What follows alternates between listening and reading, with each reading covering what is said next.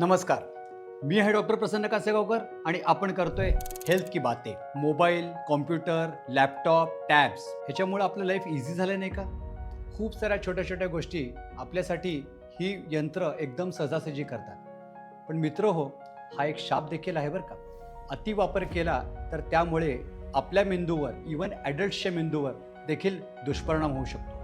तर जाणून घेऊयात त्याची लक्षणं काय काय आहेत. याची शारीरिक लक्षणं आहेत मान दुखणे, रिस्ट दुखणे, बसण्याची पद्धत चुकणे, पाठ दुखणे आणि सततच्या बसण्यामुळे हळूहळू येणारा स्थूलपणा. याची सायकोलॉजिकल लक्षणं आहेत अस्वस्थ वाटणे, रेस्टलेस वाटणे, सतत मोबाईल चेक करण्याची इच्छा होणे, फिअर ऑफ मिसिंग आउट म्हणजे आपल्या हातनं काहीतरी मिस आउट तर झालं नाही ना, एखादी बातमी मला आली आहे का, ह्याचा मला मेसेज आलेला आहे का, हे सतत चेक करणे, कॉन्स्टंटली मोबाईल शोधणे किंवा आपल्या आजूबाजूला ठेवायचा प्रयत्न करणे आणि तो मोबाईल आपल्या आजूबाजूला नसेल तर अस्वस्थपणा वाटतो, ॲज इफ आपल्या अंगावरचे कपडे कुठेतरी मिसिंग आहेत. याची न्यूरोलॉजिकल लक्षण आहे मेमरी कमी होणं, छोट्या छोट्या गोष्टी लक्षात राहायच्या कमी होतात, माणसं इझिली डिस्ट्रॅक्ट होतात, छोट्या छोट्या गोष्टी लक्षात ठेवायला मोबाईलवर रिमाइंडर लावायला, एखाद्या व्यक्तीची निर्णय घेण्याची क्षमता कमी होते, ब्रेन फॉगिंग व्हायला चालू होते आणि कालांतराने डिप्रेशन देखील यायला चालू होऊन जाते. मोबाईलच्या वापरामुळे रोड ट्रॅफिक ॲक्सिडेंट होण्याची शक्यता खूप जास्त असते.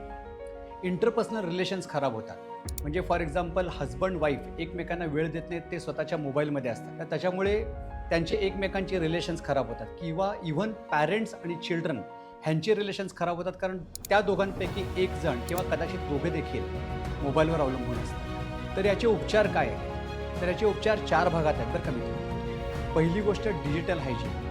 ह्याच्यामध्ये आपण number of apps cut down करायचे, स्क्रीन टाईम कमी करण्याचा प्रयत्न करायचा आहे आणि अननेसेसरी नोटिफिकेशन शक्य तेवढे कट करण्याचा प्रयत्न करायचा. दुसरी गोष्ट, ह्याच्यामध्ये चांगली झोप फार महत्त्वाची आहे बरं का. तुम्ही 7 ते 9 तास झोपा, तुमच्या मेंदूची छान रिकव्हरी होईल आणि मेंदू दुसऱ्या दिवशी चांगला काम करेल. तिसरी गोष्ट म्हणजे काहीतरी एक्सरसाइज करा. रोज साधारण 45 ते 60 मिनिट जर तुम्ही व्यायाम केला, खुल्या हवेत गेला, तर तिथं तुमचा ब्रेन निश्चित फ्रेश होईल आणि तुम्ही नव्या नव्या गोष्टी अधिक चांगल्या प्रकारे करू शकाल. चौथी आणि महत्त्वाची गोष्ट म्हणजे नॉन मोबाईल ॲक्टिव्हिटीज करणं. म्हणजे उदाहरणार्थ तुम्ही पुस्तक वाचू शकता, तुम्ही एखादा स्पोर्ट्स जॉईन करू शकता, तुम्ही एखादा छंद जोपासू शकता. तर आपला वेळ नॉन डिजिटल गोष्टींसाठी जरूर वापरा. आपल्या आजूबाजूच्या नातेवाईकांना जाऊन भेटा, त्यांच्याशी गप्पा मारा.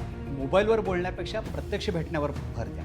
मित्र हो, ही माहिती ऐकताना तुम्हाला जाणवलं असेल की यातलं काही ना काही तर लक्षण तुम्हाला निश्चितच आहे.